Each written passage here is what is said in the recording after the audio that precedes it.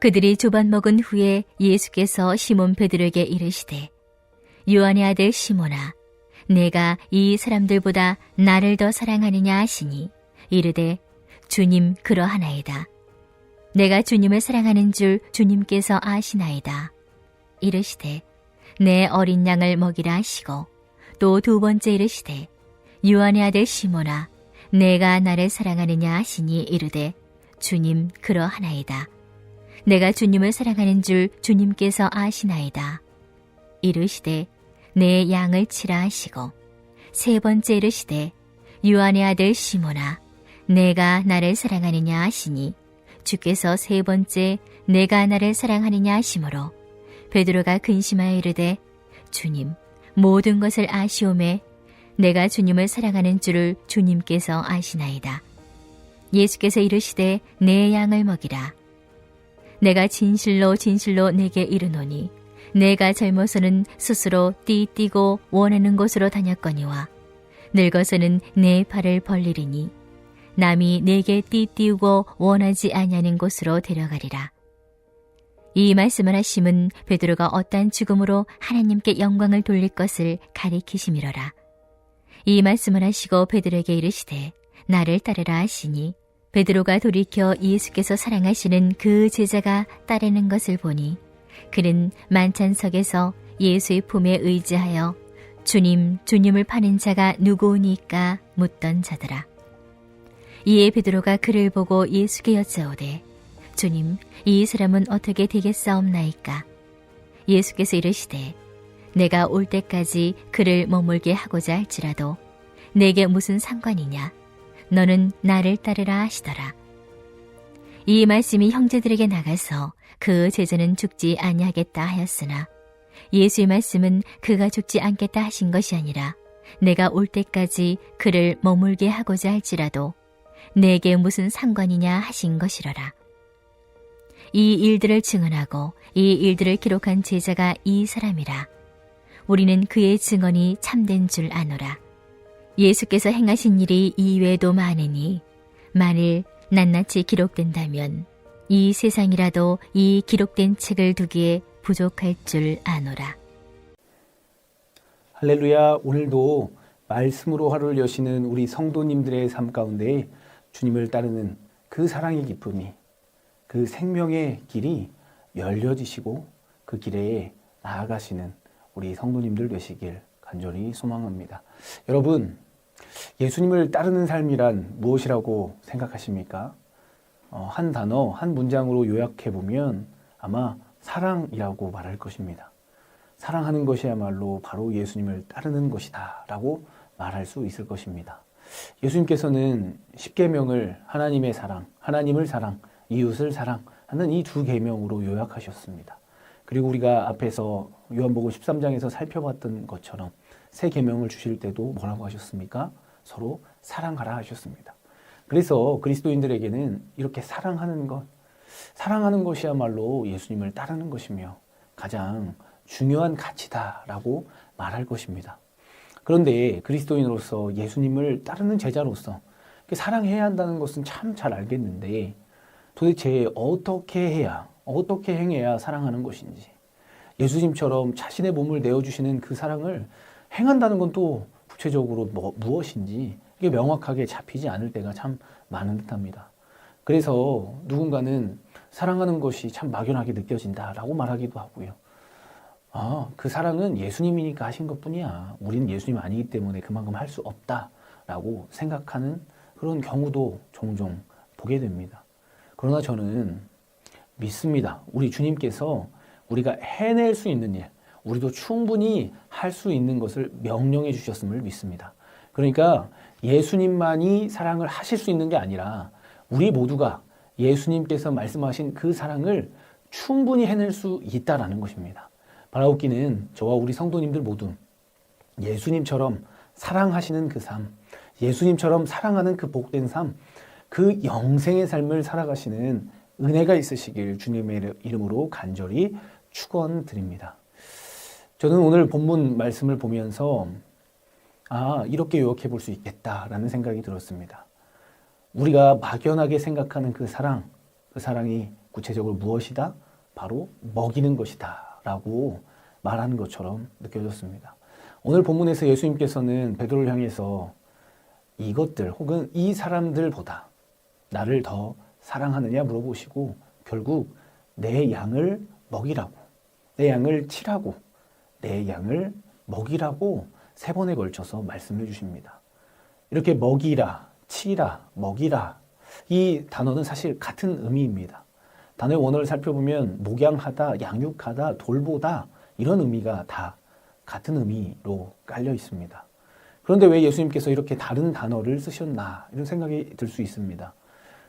그런데 그 의도를 가만 생각해 보니까 저도 누군가에게 말할 때 혹은 설득이 필요할 때 그 사람이 이해가 안 되는 것 같으면 의미는 같은데 단어를 이런 단어를 써가면서 저런 단어를 써가면서 말해봤던 그런 경험들이 떠올랐습니다.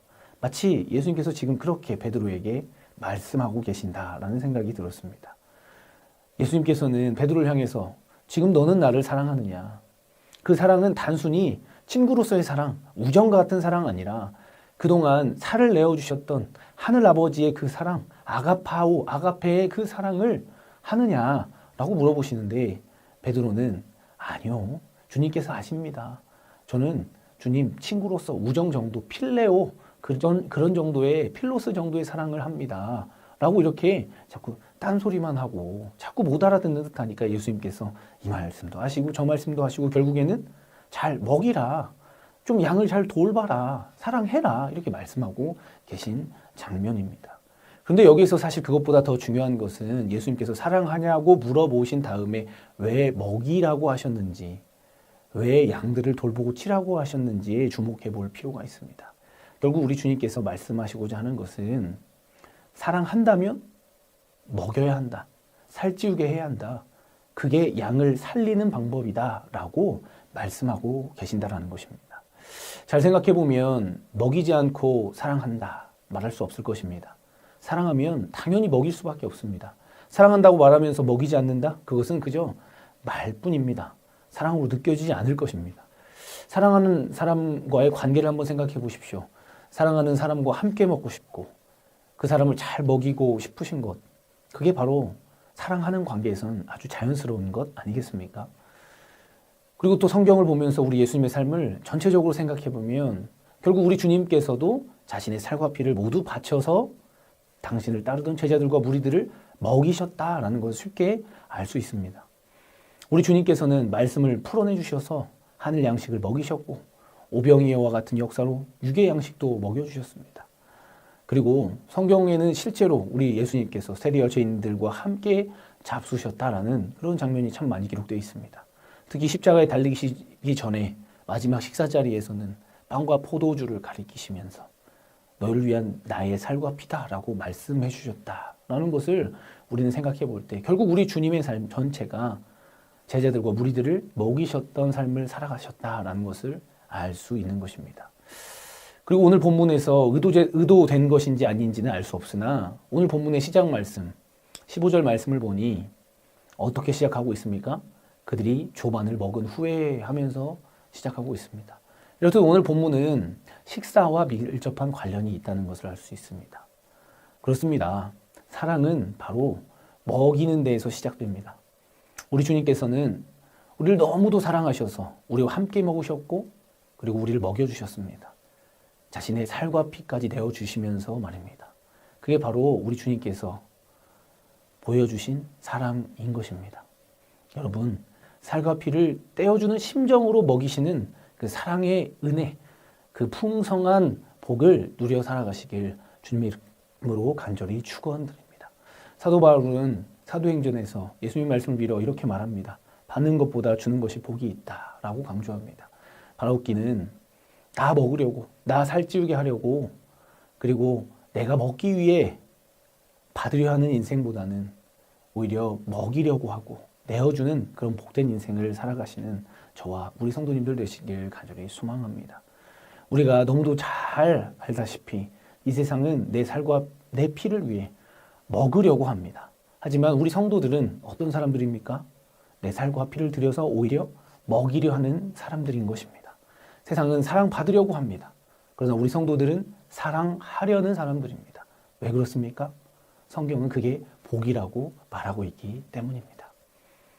먹으려 하기보다는 먹이려 하는 그 복된 인생, 사랑받으려 하기보다는 사랑하는 그 복된 인생을 살아가시는 저와 우리 성도님들 되시길 주님의 이름으로 간절히 축원드립니다. 받고 얻어먹으려는 인생보다는 주고 베푸는 인생이 당연히 훨씬 더 복된 인생이라고 생각되지 않으십니까? 사실 성경은 그런데 그것을 비교선상에 두지도 않습니다. 그것이 복을 넘어 그것이 바로 우리를 살리는 길이다. 그 안에 생명이 있다라고 말하고 있다는 것입니다. 이렇듯 우리 주님께서는 지금 베드로를 향해서 네가 살려면 먹여야 돼. 양을 쳐야 돼. 사랑해야 돼. 라고 말씀하십니다. 그리고 오늘 본문을 자세히 살펴보니 왜 베드로가 지금 주님한테 3번이나 질문을 받습니까? 베드로가 3번 부인했기 때문이 아닌가라고 생각해 볼 수 있습니다. 우리 주님께서는 지금 베드로가 자신을 3번 부인했다고 하더라도 베드로에게 똑같이 3번을 물어보시며 베드로가 살아가야 할 그 복된 길을 안내하시는 사랑의 주님이 오늘 본문에 나타나고 있는 것입니다. 우리 주님께서는 3번 부인을 당하셔도 다시금 우리에게 똑같이 3번 물으시면서 우리가 깨닫고 돌아오길 바라시는, 그렇게 기다리시는 분이 우리 바로 사랑의 주님, 우리 주님이신 것입니다. 자신의 살과 피를 우리를 살리려고 내어주신 분, 살아온 삶의 그 발자취 자체가, 그 전체가 살리려고 하셨고 먹이려고 하셨던 분, 심지어 죽으신 뒤에 또다시 나타나셔서 끝끝내 돌아오길 바라시는, 우리가 살길 바라시는 분이 바로 우리 주 예수 그리스도이신 것입니다. 그런 사랑의 존재이신 우리 주님이 지금 베드로 앞에 서서 베드로에게 3번 물어보실 때 베드로는 어떻겠습니까? 참 먹목이 없고 부끄럽지 않았겠습니까? 그리고 심지어 숯불 앞에서 불을 쬐면서 예수님을 3번이나 부인했었는데 그때 상황하고 똑같이 지금 숯불 앞에서 예수님께서 물어보고 계신다면 얼마나 면목이 없고 부끄러웠겠습니까?